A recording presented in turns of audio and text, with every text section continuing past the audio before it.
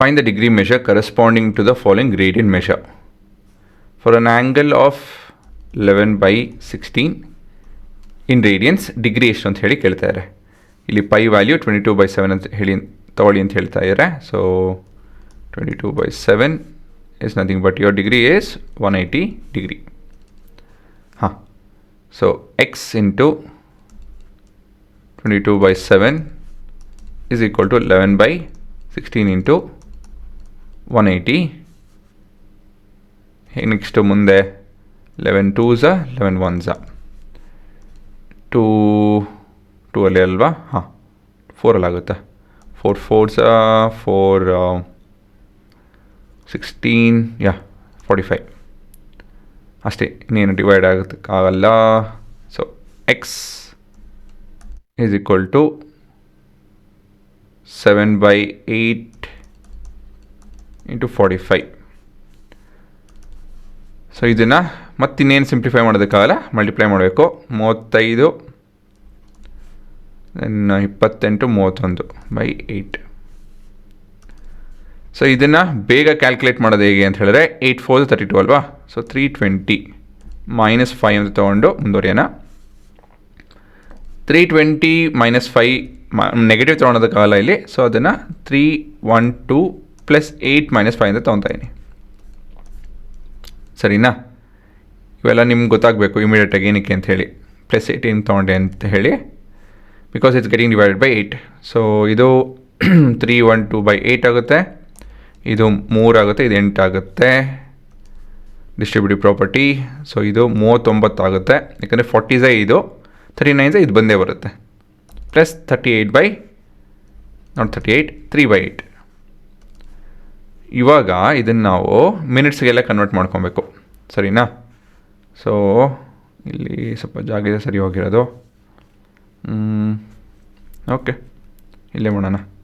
39 3/8 into 60 ಏನಿದು, ಇದು degree ಆಗುತ್ತೆ, ಇದು ಎಸ್ ಮಿನಿಟ್ಸ್. ಸೊ ಇದೇನಾಗುತ್ತೆ, ಇದು ಎಲ್ಲಿದೆ ಇದು? ಡಿವಿಷನ್ನು 2 4ರಲ್ಲಿ ಹೋಗುತ್ತೆ. 2 15 44 45 44/2 ಪ್ಲಸ್ ಅರ್ಧ ಅಂತ ಬರ್ಕೊತೀನಿ ಅಲ್ವಾ? ಇಲ್ಲ ಅಂತ ಹೇಳಿದ್ರೆ I can just right it as minutes ಅಲ್ವಾ? ಸೊ ಇದು ನಾರ್ಮಲ್ ಡಿವಿಷನ್. ಇದು ಸುಲಭ ಆಯ್ತು. ಇಲ್ಲಿ ಇನ್ನೇನಿದ್ರೂ ಉತ್ತರ ಬರೀಬೇಕಷ್ಟೆ. 22 30. ಸರಿನಾ? ಈ ರೀತಿಯಲ್ಲಿ ಮಾಡಿಕೊಂಡು ಮುಂದುವರಿಬೇಕು. ಆಯಿತು. So this is x -4 and when we have 22/7 it is 180 degree. Next, cross multiplication as they are directly proportional. 22/7 is equal to -4 into 180.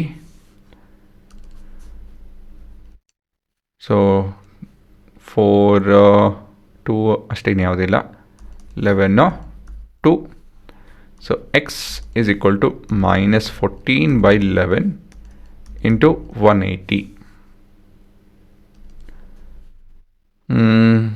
ಏನು ಮಾಡೋದಕ್ಕಾಗಲ್ಲ, ಇದು ನಾರ್ಮಲ್ ಮಲ್ಟಿಪ್ಲಿಕೇಶನ್ ಮಾಡಿ ಇನ್ನೇನು ಸಿಂಪ್ಲಿಫೈ ಮಾಡೋದಕ್ಕಾಗಲ್ಲ. 14 × 18 252 252. ಇದು ಕ್ಯಾಲ್ಕುಲೇಟರ್ ಉಪಯೋಗಿಸಿ ಮಾಡಿಬಿಟ್ಟಿದ್ದೀನಿ ನಾನು. ನೀವು ಪ್ರಾಪರ್ ನಿಮ್ಮ ಟೇಬಲ್ 14 ಟೇಬಲ್ 18 ಟೇಬಲ್ ಅವೆಲ್ಲ ಗೊತ್ತಿರ್ಬೇಕು ನಿಮಗೆ. ನನಗೆ ಅಷ್ಟಕ್ಕಷ್ಟೇ ಕಂಡ್ರೆ ನನಗೂ ಉಪಯೋಗಿಸಲ್ವಲ್ಲ. ಎನಿವೇಸ್, ಸೊ ಇವಾಗ ಡಿವಿಷನ್ ಮಾಡ್ಕೊಬೇಕು. 2s 32 ಉಳ್ಕೊಳುತ್ತೆ. 32 ಅಂತ ಹೇಳಿ ತಿರ್ಗಾ 2s. ಆಮೇಲೆ 32 22 ಅಂದರೆ 10 100 ಅಂದರೆ 9. ಸೊ ಮೆನಿ ಡಿಗ್ರೀಸ್ 1 ಉಳ್ಕೊಳುತ್ತೆ ಅಲ್ವಾ? 99 1 ಉಳ್ಕೊಳುತ್ತೆ. ಇಲ್ಲೆಷ್ಟು? So many minutes. ಸರಿನಾ? ಸೊ ಇದು ಅಂತ ಹೇಳಿದ್ರೆ 5. ಇಲ್ಲೇ ಬರೀತೀನಿ, ಇಲ್ಲೇ ಬರೀಬೋದಾ? 5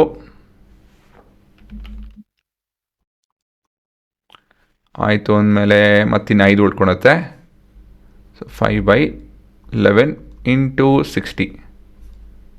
So many seconds.